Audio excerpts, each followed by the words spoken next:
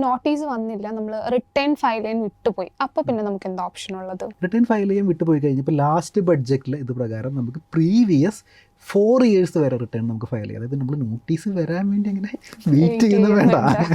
Notice നമ്മൾ തീവണ്ടി ഒന്നും അല്ലല്ലോ, നമ്മളങ്ങനെ വെയിറ്റ് ചെയ്ത് നിൽക്കേണ്ട കാര്യമൊന്നുമില്ല. നമുക്കറിയാം നമുക്ക് എന്താ ലാബിലിറ്റി ഉണ്ട്. ഇപ്പോൾ നമ്മൾ എന്തെങ്കിലും മനുഷ്യാവസ്ഥയാണല്ലോ, നമുക്ക് എന്തെങ്കിലും എമർജൻസി കൊണ്ട് നമ്മൾ ചിലപ്പോൾ റിട്ടേൺ ഫയൽ ചെയ്യാൻ വിട്ടുപോയി. നമ്മുടെ അവിടെ അങ്ങനെ 1-2 കേസുകൾ വന്നിട്ടുണ്ടായിരുന്നു. അതായത് മേ ബി ഹോസ്പിറ്റലൈസേഷനൊക്കെ ആയിട്ട് ആ ഡ്യൂ ഡേറ്റിനുള്ളിൽ ഫയൽ ചെയ്യാൻ വിട്ടുപോയി. പലപ്പോഴും ചിലപ്പോൾ NRIസിൻ്റെ കേസിലൊക്കെ സംഭവിക്കാറുണ്ട്. കാരണം ഇവരൊക്കെ ഇത് ഓർത്ത് വയ്ക്കുന്ന നാട്ടിൽ വരുമ്പോൾ ഫ്രീ ആണെന്നുണ്ടെങ്കിലൊക്കെയാണ് ഓർത്ത് വയ്ക്കുകയുള്ളൂ.